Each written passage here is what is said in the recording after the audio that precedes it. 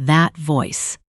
I would have known it anywhere, even after 14 years, even buried under 200 conversations happening at once in the banquet hall of the Royal Alexandra Hotel in Edmonton.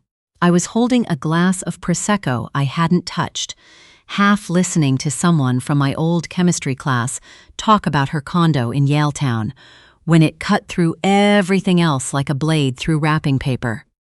Well, look who decided to show up.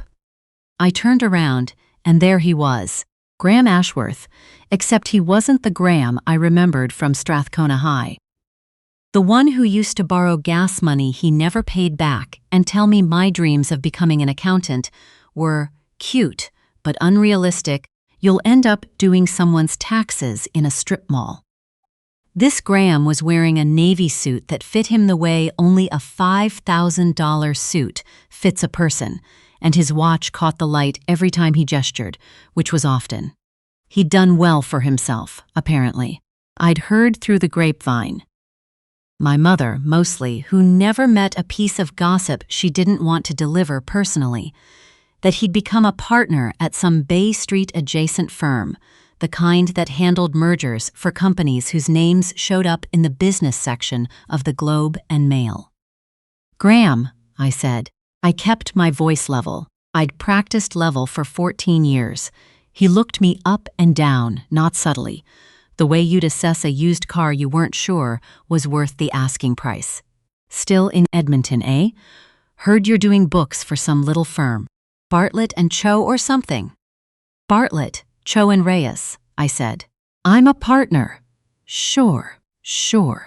He said it like he hadn't heard a word of it, already glancing past me towards someone more interesting. Then his eyes came back, and that smile spread, the one I used to think was charming and now recognized as something closer to a warning sign. "Never did find that fairy tale you were always going on about, huh?" The whole someone who actually sees me thing. Big city executive marries the accountant. Where'd that one end up? A few people near us heard it. Priya. No, that wasn't right. I'm thinking of someone else. A woman named Beatrice Lund, who I'd shared a locker with in grade 11, went a little wide-eyed. A man I didn't recognize studied his drink like it had suddenly become fascinating, and Graham just stood there, comfortable in his own cruelty, waiting for me to do what I always used to do when he talked like that. Shrink? Apologize for existing? Find some way to make myself smaller so his bigness had room to breathe. But here's the thing about 14 years. A lot happens in 14 years. A lot that Graham Ashworth knew absolutely nothing about. Before I could find words, I heard the sound that rearranged everything inside my chest. Small boots against hardwood, moving fast, the particular rhythm of a child trying to run somewhere he isn't supposed to run. "Mom! Mom, I found you!" My son, Oliver, came barreling across the banquet hall, weaving between a cluster of women in cocktail dresses, his little navy blazer half untucked, his clip-on tie crooked from the car ride. He was 7, all elbows and energy, and when he reached me, he didn't stop, just wrapped both arms around my legs like he hadn't seen me in days instead of 40 minutes. "Daddy's parking the car," he said, "to tell you he's coming," and he said. Oliver paused for dramatic effect, the way only a 7-year-old can. He said, "Don't let the boring man bug you." I watched something flicker across Graham's face. Confusion. Mostly. He hadn't expected a child. He definitely hadn't expected the word daddy. "You have a kid," Graham said, like it was an accusation. "I have a kid," I agreed. "And a husband." "And a husband."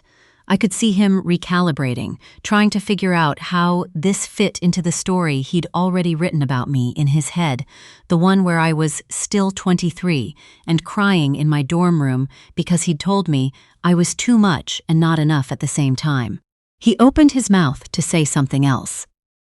Probably to ask what this husband did. Probably already preparing some line about how being married to an accountant in Edmonton wasn't exactly the fairy tale I used to talk about. And that's when I heard the door. Not just heard it, Felt it, the way you feel a change in pressure before a storm. I should back up. 14 years ago, I was 22 years old and finishing my Bachelor of Commerce at the University of Alberta.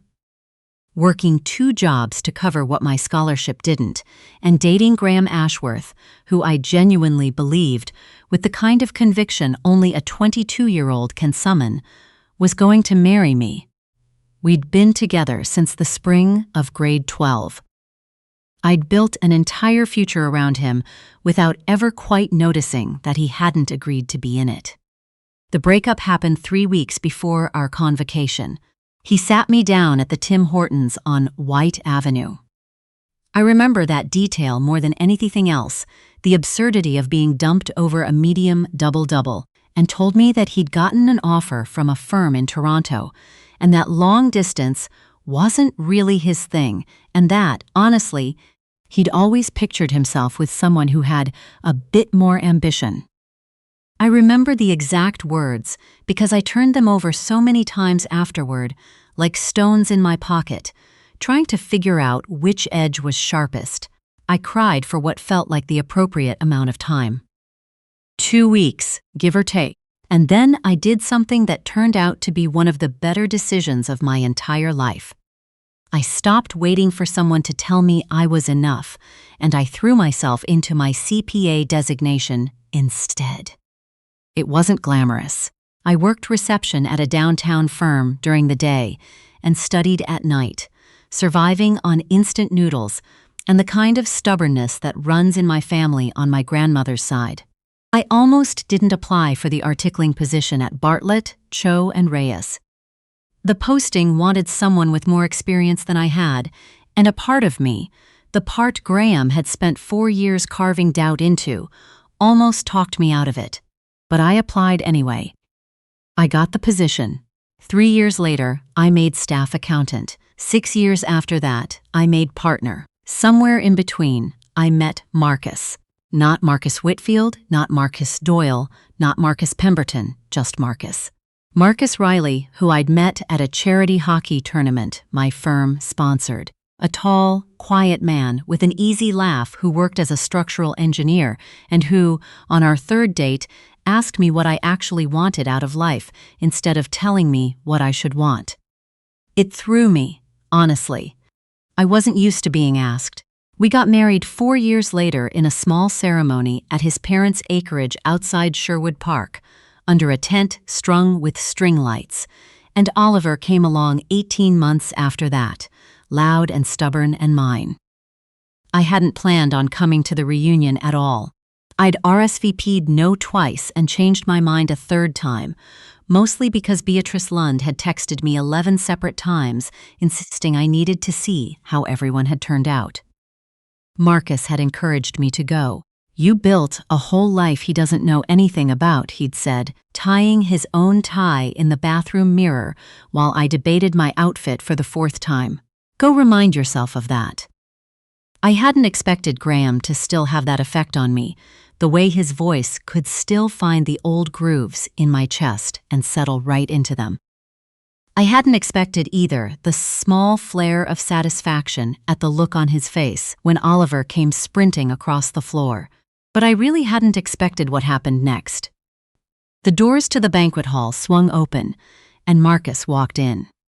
He'd changed since the wedding photos Graham might have seen if he'd bothered to look me up online, which, given the conversation so far, he clearly hadn't. 6 years of marriage and 2 promotions had given Marcus a kind of quiet confidence that didn't need a $5,000 suit to announce itself. He was wearing a simple charcoal blazer, his tie slightly loosened from the drive, and he scanned the room until he found us, and his whole face changed the way it always does when he's looking for me specifically, and finally finds me. And then I watched Graham's face do something I will remember for the rest of my life. It went pale. Properly pale, the color draining out of it the way water drains from a sink, fast and total. "Marcus Riley?" Graham said, and his voice had lost every ounce of the smugness it had carried 30 seconds earlier. Marcus reached us, put a hand on Oliver's head, and looked at Graham with the kind of polite, unbothered recognition you'd give a coworker from a job you left years ago. "Graham, been a while." I looked between them, completely lost. "You two know each other? We went to law school together," Graham said, except law school came out strange, clipped, like the words cost him something to say. "Well, I went to law school. Marcus did the joint engineering program, then transferred out after second year. I realized accounting for buildings made more sense to me than accounting for billable hours," Marcus said easily, and I watched Graham's jaw tighten at the word accounting, like it was a small, deliberate echo of the insult he'd just thrown at me. But that wasn't the part that had drained the color from Graham's face. I learned the rest of it later, in the parking lot, after the reunion had effectively ended for me in every way that mattered. 3 years ago, Graham's firm, the prestigious Bay Street adjacent one, the one that handled mergers for companies in the business section of the Globe and Mail, had been involved in a structural negligence lawsuit. A condo development they'd helped finance had cut corners on its foundation work, and the resulting settlement had nearly buried the firm. Marcus, it turned out, had been the lead structural engineer brought in by the plaintiff's side to assess the damage. His report, thorough, devastating, and entirely accurate, had been the single piece of evidence that broke the firm's defense wide open. Graham hadn't been the lawyer on the case, but he'd sat in the room. He'd watched Marcus Riley, a name he apparently remembered with a kind of low-grade dread, dismantle his firm's entire legal strategy with nothing but blueprints, load calculations, and an unshakable, quiet competence. And now that same man was standing in front of him with his hand resting on the shoulder of my son, looking entirely unbothered, while Graham Ashworth realized, in real time, exactly whose husband he'd just insulted by proxy. "Small world," Marcus said, and there was nothing in his tone but mild amusement, which somehow made it worse for Graham than if he'd been smug about it. Graham recovered, eventually, the way people like him always do. A tight laugh, a comment about how he didn't realize you two were connected, a quick exit toward the bar that he dressed up as needing a refill. Beatrice Lund, who had clearly been listening to the entire exchange while pretending to check her phone, caught my eye and mouthed, "Oh my God," so emphatically. I almost laughed out loud in the middle of the banquet hall. Oliver, for his part, had lost interest in the adults the moment a dessert table came into view, and tugged on Marcus's sleeve with the singular focus only a 7-year-old chasing cake can summon. "Can I get one of the chocolate ones?" "1," Marcus said. "Your mom's orders." "2," I said, watching Oliver's face light up, "but only because you came all the way across that floor to rescue me from a boring man." "He looked boring," Oliver said solemnly, as if delivering a verdict from the bench. "Like the news." Marcus laughed, the real one, the one that crinkles his eyes, and pulled me in against his side while Oliver bolted for the dessert table. "You good?" "I'm good," I said, and meant it in a way that surprised me a little. 14 years ago, a comment like the one Graham had just made would have sent me home early, replaying every word in the shower, wondering what I'd done wrong, what I needed to fix about myself to be enough. I remember sitting on the floor of my dorm room at U of A, back against the bed frame, phone in my lap after Graham's calls had started getting shorter and colder, thinking exactly that. What's wrong with me? What do I need to change? I didn't think that anymore. I thought, instead, about the fact that I had built something real. A marriage, a kid who thought boring men looked like the news, a partnership at a firm I'd clawed my way into. Entirely without Graham Ashworth's input, and that the life he'd predicted for me, the one he'd delivered like a sentence at a Tim Hortons table 14 years ago, had never actually existed anywhere except in his own head. The rest of the evening passed in the way reunions do, in waves of recognition and small talk, and the particular vertigo of seeing people frozen at 18 suddenly attached to mortgages and divorces, and, in one memorable case, a regional curling championship. Graham didn't approach us again. I caught him twice across the room, once gesturing animatedly to someone who looked profoundly uninterested, and once standing alone near the bar, checking his phone with the studied casualness of a man who wanted very badly to look like he had somewhere better to be. Around 9, Oliver started doing the thing he does when he's hit his limit: the slow-motion collapse onto whatever surface is nearest, in this case, the leg of a stranger's chair, his eyelids fighting a losing battle. Marcus scooped him up, and Oliver mumbled something about chocolate cake into his shoulder, and was asleep before we made it to the coat check. In the parking lot, loading Oliver into his booster seat, I asked Marcus the question that had been sitting in my chest since the banquet hall. "You really dismantled his firm's whole case." I presented an accurate report, Marcus said, buckling Oliver's seatbelt with the careful precision he brings to everything. "What they did with it afterward wasn't really my problem. You could have mentioned that you knew him when I told you about the reunion." Marcus straightened up and looked at me over the roof of the car, and there was something gentle and a little amused in his expression. "Would it have changed anything? You were going either way. I figured you'd handle it fine without me pre-loading the ammunition." "I think I did handle it fine." "You did better than fine," he said.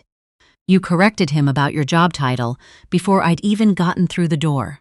I just got the bonus round." I thought about that on the drive home, Oliver snoring softly in the back seat, the city lights sliding past the window in long, amber streaks. 14 years ago, I had measured my entire worth against whether Graham Ashworth approved of me, whether I was ambitious enough, interesting enough. It had taken me most of those 14 years to understand that the measuring was the problem, not the score. Graham hadn't humiliated me tonight. He'd tried, the way he always tried, with that same casual cruelty dressed up as a joke, the kind designed to leave just enough deniability that if you called him on it, you'd be the one who seemed oversensitive. But it hadn't landed the way it used to, because I wasn't the same person standing across from him in a Tim Hortons, waiting to find out what was wrong with me. I was a partner at a firm I'd built a career inside of brick by brick. I was married to a man who showed up, every time, without fanfare, without needing credit for it. I had a son who thought boring men looked like the news anchor and who had sprinted across an entire banquet hall just to make sure I knew his dad was on the way. Graham had spent 14 years building a life that looked impressive from a distance: the suit, the watch, the corner office I assumed he had, the kind of success that shows up precisely on a LinkedIn profile. But somewhere along the way, he'd never built the part that actually matters, the part where someone runs across a room because they're glad to see you, the part where someone shows up quietly and does the work without keeping score. He went pale in that banquet hall, not just because of the lawsuit, not just because the man standing beside me had once handed his firm its worst year in a decade. He went pale because, for one unguarded second, he understood exactly what he was looking at. A life he'd predicted would amount to nothing, standing right in front of him, whole and unbothered and completely, finally, out of his reach. I never did find out what Graham said to Beatrice Lund when she eventually wandered over to needle him about it. She texted me a full play-by-play the next morning, complete with screenshots of her own internal commentary. And honestly, I didn't need to know. I'd gotten what I came for, even though I hadn't realized, walking through those hotel doors 3 hours earlier, that I was looking for anything at all. In the back seat, Oliver stirred slightly at a red light, murmured something about chocolate cake, and went still again. Marcus reached over and found my hand on the console between us, the way he does without thinking about it, the way he's done 1,000 small times across 6 years of marriage that Graham Ashworth would never understand the value of, not if you explained it to him for the rest of his life. The light turned green. We drove home.